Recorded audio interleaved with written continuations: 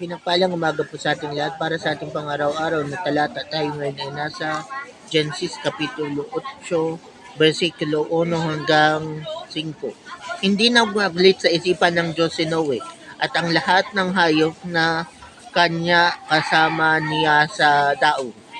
Kaya't pinaihip niya ang hangin, nagsimulang humupa ang tubig, puminto ang mga bukal at tumigil ang pagbuhos ng ulan. Patuloy na humupa ang tubig pagkaraan ng 150 araw. Iyon ay mababa na. Sumadsad ang daong sa bundok ng Ararat. Noong ika-17 araw ng ikapitong buwan, patuloy ang paghupa ng tubig at ng unang araw ng ika-10 buwan, lumitaw ang taluktok ng mga bundok.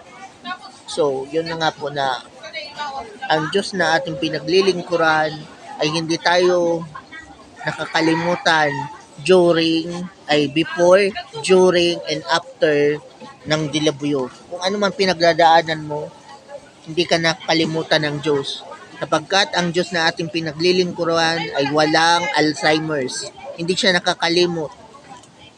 As long as naglilingkod ka sa Kanya, ikaw ay Kanyang iingatan at ililigtas.